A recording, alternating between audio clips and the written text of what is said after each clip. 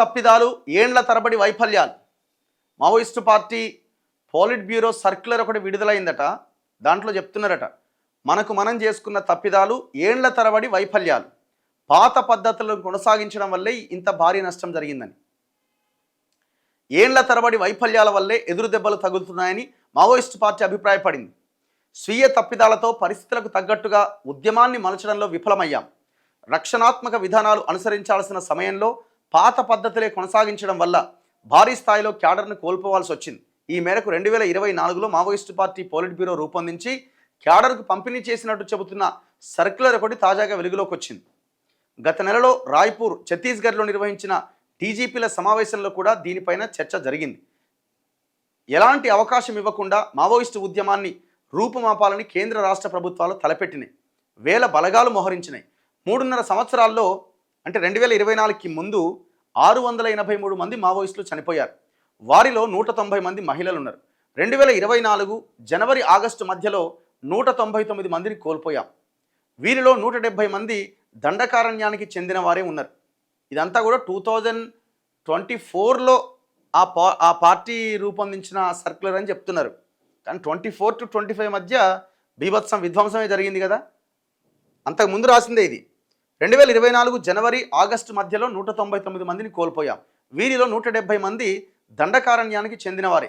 PLGA చేపట్టిన 669 చర్యల వల్ల 261 మంది పోలీసులు చనిపోయారు. 516 మంది గాయపడ్డారు. 25 ఆయుధాలు స్వాధీనం చేసుకున్నాం. కీలక నేతలు చనిపోవడం, లొంగిపోవడం వంటి వాటి వల్ల ఉత్తర, దక్షిణ, తూర్పు, మధ్య ప్రాంతాల మధ్య సమన్వయం లేకుండా పోయింది. దళిత, గిరిజన ప్రజలు తమ హక్కుల కోసం పోరాటం మొదలుపెట్టినా అది అందిపుచ్చుకోలేకపోయాం. ఎన్ఆర్సీ, సిఏఏ, రైతు చట్టాలకు వ్యతిరేకంగా జరిగిన పోరాటాల్లో పాల్గొన్నప్పటికీ కొత్త వారిని పార్టీలోకి తేలేకపోయాం. ప్రత్యేక తెలంగాణ ఉద్యమంలోనూ పార్టీ పాత్ర పరిమితమైంది. 40 ఏళ్లుగా దండకారణ్యంలో జరుగుతున్న వర్గ పోరాటం కారణంగా స్థానిక వర్గాల ప్రజలు లబ్ధి పొందారు. మావోయిస్టేతర కొత్త నాయకత్వం తయారైంది. ఆంధ్ర, తెలంగాణలోని ప్రజా సంఘాల తరపున పోరాటం చేస్తున్న నాయకులు కూడా ఉద్యమాలు, ప్రచారాలు వంటి వాటికే పరిమితమయ్యారు. మావోయిస్టు ఉద్యమంలో వ్యక్తిగత భావజాలం, స్వీయ ఉన్నతి, అనైక్యత, గ్రూపిజం వంటివి పెరిగిపోయాయి. కొందరైతే ఆర్థిక అవకతవకలకు పాల్పడ్డారు. విద్యార్థులు, మేధావులు ఉద్యమంలో చేరకపోవడంతో అవసరమైన సాంకేతిక పరిజ్ఞానం, వనరులు అందలే. పెత్తందారి వర్గాలను చిన్నాభిన్నం చేసి అధికారాన్ని చేజిక్కించుకునే ప్రక్రియ రహస్యంగా ఉండాలి అన్న ప్రాథమిక సిద్ధాంతం అమల్లో కూడా విఫలమయ్యాం. చాలా సమావేశాలు ఎలాంటి సన్నాహాలు లేకుండానే జరిగేవి. అతి గోప్యత పాటిస్తుండడం వల్ల అట్టడుగు వర్గాలను పోరాటం వైపుగా సన్నద్ధం చేయలేకపోయామని మహారాష్ట్ర, తమిళనాడు, కర్ణాటక, కేరళతో పాటు ఈశాన్య ప్రాంతాల పార్టీ సభ్యులు భావించేవారు. అందుకే రహస్య జీవితానికి వారు సిద్ధపడలే. ప్రత్యర్థి బలంగా ఉన్నప్పుడు అజ్ఞాతంలోకి వెళ్ళాలి, ఆగిపోయినప్పుడు కవ్వించాలి, అలసిపోయినప్పుడు దాడి చేయాలి అనే మూల సిద్ధాంతాన్ని ఆచరించడంలో విఫలమయ్యాం. సామర్థ్యానికి మించిన బాధ్యతలు క్యాడర్ పైన మోపాల్సి వచ్చింది. దుబారా ఖర్చులు పెరిగిపోయినాయి. గెరిల్లా విధానాలకు సిద్ధమయ్యే వారి సంఖ్య తగ్గింది. పార్టీ నాయకత్వం సరైన రాజకీయ పంథాను అనుసరించలేకపోయింది. లొంగుబాట్లు, అనైతికత, నమ్మక ద్రోహం పెరిగిపోయినాయి. కేంద్ర రాష్ట్ర ప్రభుత్వ బలగాల పోరాటాన్ని ఎదుర్కొనేందుకు సరైన వ్యూహాన్ని అనుసరించలేకపోయాం. ఇన్ఫార్మర్లను అడ్డుకోలేకపోయాం. ఏం చేయాలి? ఎదురు దెబ్బల నుంచి బయటపడాలంటే అన్ని ప్రాంతాల్లో చట్టబద్ధమైన ప్రజాస్వామిక పద్ధతుల్లో ఉద్యమాలు నిర్మించాలి. పరిస్థితులకు తగ్గట్టుగా కేంద్ర రాష్ట్ర కమిటీల్లో పోరాట వ్యూహాలు మార్చాలి. మారుతున్న పరిస్థితులను అధ్యయనం చేయాలి. అన్ని రకాలుగా ఉద్యమంలో మార్పులు రావాలి. దుబారా తగ్గించుకోవాలి. సిద్ధాంత రాహిత్యాన్ని నివారించాలి. ఇట్లా వాళ్ళ పోలిట్ బ్యూరో ఒక లేఖని 2024లోనే బయటపెట్టినట్టు, అది ఇప్పుడు బయటకు వచ్చినట్టు చెప్తున్నారు. ఒకసారి పోలిట్ బ్యూరో సర్క్యులర్ 2024 ఇదే లెటర్. అది ఆనాడు వాళ్ళు రాసుకున్నటువంటి లెటర్ అని చెప్తా ఉన్నారు. భారత విప్లవోద్యమ ప్రస్తుత పరిస్థితి, మన కర్తవ్యాలు, ఎందుకు ఈ సిచ్యువేషన్లోకి వెళ్ళిపోయాం, ఖచ్చితంగా మన తప్పిదాలు కూడా ఉన్నాయన్న ఒక ఆలోచన పార్టీ చేసినట్టుగా కనబడుతున్నది. సో మరి ఇక నుంచి ఏం చేయాలన్న దానిలో కూడా మీకు క్లారిటీ ఉండాలి కదా. ఇప్పుడు మన అడవుల్లో ఉండి కొట్లాడడం ఎంతవరకు సాధ్యం? ఫస్ట్ క్వశ్చన్ అదే. లేదు, ప్రజల్లోకి వచ్చి ఒక ఆల్టర్నేట్ని క్రియేట్ చేయగలిగే ఆలోచన అసలు అది ఎప్పుడో చేయాల్సి ఉండేనేమో అనిపిస్తున్నది.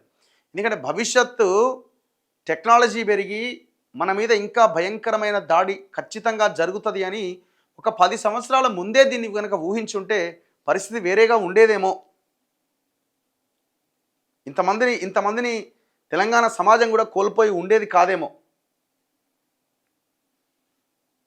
ఇగో ఈ సర్క్యులర్లో రాష్ట్ర కమిటీ అని రాసిన దగ్గర దాన్ని special area committee, special zonal committee, రాష్ట్ర కమిటీగా అర్థం చేసుకోవాలన్నట. అలాగే జిల్లా కమిటీ అని రాసిన దగ్గర zonal committee ZC, divisional committee జిల్లా కమిటీ, కంపెనీ పార్టీ కమిటీ అని అర్థం చేసుకోవాలి.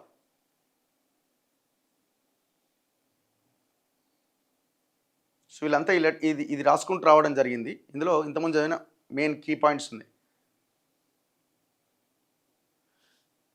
పార్టీ సభ్యత్వ పెంపు కార్యక్రమం కొనసాగుతోంది. ఉద్యమ అవసరాల రీత్యా గ్రామ పార్టీ కమిటీ, ఏరియా కమిటీ నుంచి మొదలుకొని సీసీ వరకు కొంతమంది కొత్త సభ్యులు ప్రమోట్ అయ్యారు.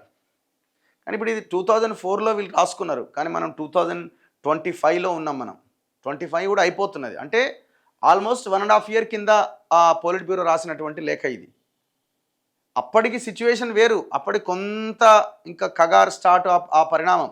కానీ ఇప్పుడు ఎంత విధ్వంసం జరిగింది, భయంకరంగా జరిగింది. దాని తర్వాత ఎంతోమంది సీసీలు, సెంట్రల్ కమిటీ వాళ్ళు చనిపోయారు, ఎంతోమంది కమాండర్లు చనిపోయారు, ఎన్కౌంటర్లు జరిగినాయి, చాలా లొంగుబాట్లు జరిగినాయి.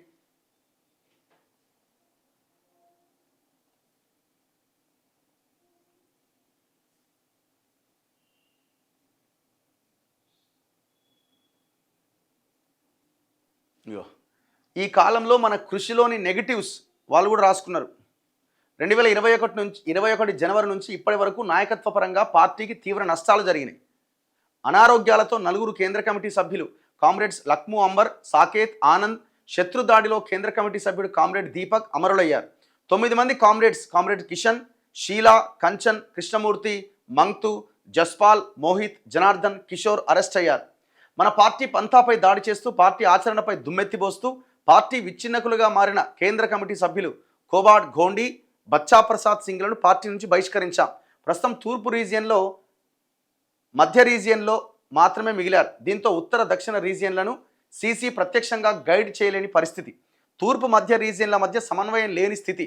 దేశవ్యాప్త విప్లవోద్యమాన్ని సమన్వయించి నడపలేని స్థితి నెలకొన్నది. ఇది ఎప్పుడు రాసినారు? 2024లోనే. ఈ కాలంలో అనారోగ్యాలతో, శత్రుదాడులతో రాష్ట్ర కమిటీ కామ్రేడ్స్ 9 మంది కామ్రేడ్ పవన్, నర్మదా, రూపేష్, గౌతమ్ పాశ్వాన్, అజిత్ ఉరావ్, చండీ సర్కార్, సంజయ్ అండ్ ఎల్ఎస్ఎన్ మూర్తి, ధామ అమరులయ్యారు. 11 మంది కామ్రేడ్స్ మహేందర్, బీజే, తూర్పు బీహార్, ఈశాన్య జార్ఖండ్లో అజయ్, ప్రద్యుమ్న శర్మ, సందీప్, సునీల్, జయ, మరొకరు పశ్చిమ బెంగాల్లో ముక్తి, ఇట్లా వీళ్ళందరూ అరెస్ట్ అయ్యారు.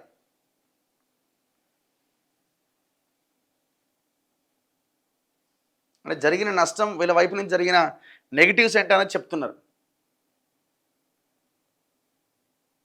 సో ఈ లెటర్ రాసిన తర్వాత కూడా ఇంకా భారీగా నష్టపోయారు కదా, హిడ్మా ఎన్కౌంటర్ వరకు.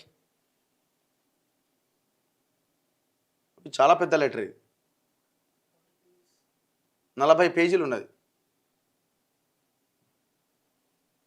సో